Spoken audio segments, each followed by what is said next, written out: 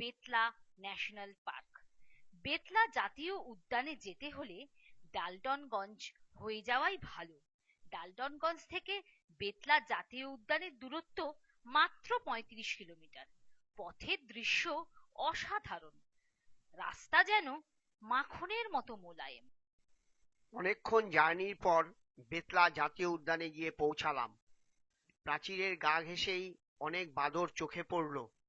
কলকাতা থেকেই আমাদের বনবিহার বুক করা ছিল।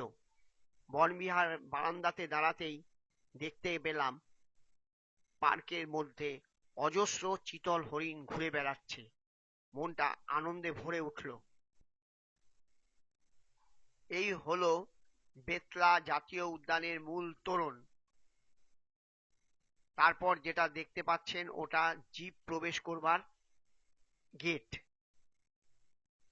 তারপরেই টিকিট কাউন্টার। এই টিকিট কাউন্টার থেকে হাতি সাফারি ও জিপ সাফারির টিকিট মেলে। ক্যামেরা সঙ্গে থাকলে অতিরিক্ত ১০০ টাকা জমা দিতে হয়। ৪ জনের হাতি সাফারির ১ ঘন্টার খরচ ৪৫০ টাকা মাত্র। আমরা প্রথম দিন হাতি সাফারি করলাম।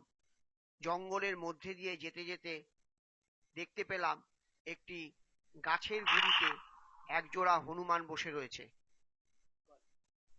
দেখুন কেমন চিতল হরিণটি ছুটে এসে দলে ভিড়ে গেল। বাঘের ভয়ে এরা কেউই দলছুট হয়ে থাকতে ভালোবাসে না। বেশ খানিকটা যাবার পর নজরে পড়ল গাছের মগডালে একটি ঈগল হক বসে রয়েছে। জিপ সাফারি বলুন বা হাতি সাফারি বলুন, একটা জিনিস লক্ষ্য করা গেল যে বেতলা জাতীয় উদ্যানে অজস্র চিতল হরিণ। এই জাতীয় উদ্যানে হাতি সাফারি মতো জিপ সাফারিও করা যায়।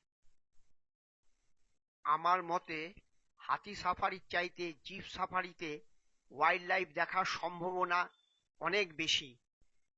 জিপে করে কিছুটা যেতেই নজরে পড়ল একটি বাচ্চা হাতি মা হাতির সাথে কেমন পরম নিশ্চিন্তে ঘুরে বেড়াচ্ছে। শুরু হলো আমাদের জিপ সাফারি। ওয়াইল্ড লাইফ, বিশেষ করে টাইগার প্রোটেকশনের জন্য এরা নিরন্তর কাজ করে চলেছে। এদের মুখেই শুনলাম এই জাতীয় উদ্যানের এই অঞ্চলে নাকি এখনো ২টি বাঘ রয়েছে।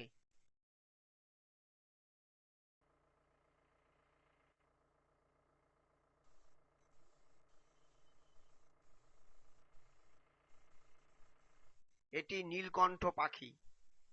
উড়লেই এদের বেশি ভালো লাগে।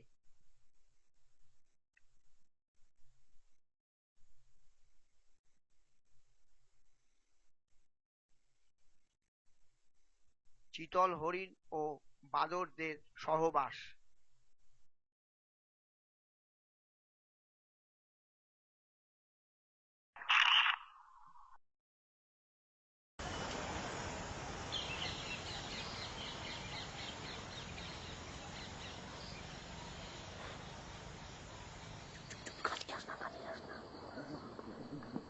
এরপর যা ঘটল তা আপনারাই প্রত্যক্ষ করুন। এক পাল বুনো হাতি স্নান করছে দেখে যেই না কাছে গেছি ছবি তোলার জন্য, অমনি দলপতি হাতিটি আমাদের দিকে ভয়ঙ্কর ভাবে তেড়ে এলো। আমরা প্রাণপণ দৌড়ে গিয়ে জিপে বসলাম।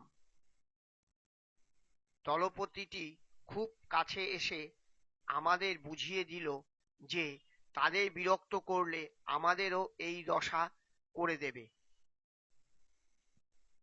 এই দলটিতে মোট বাচ্চা কাচ্চা মিলিয়ে 10টি হাতি ছিল।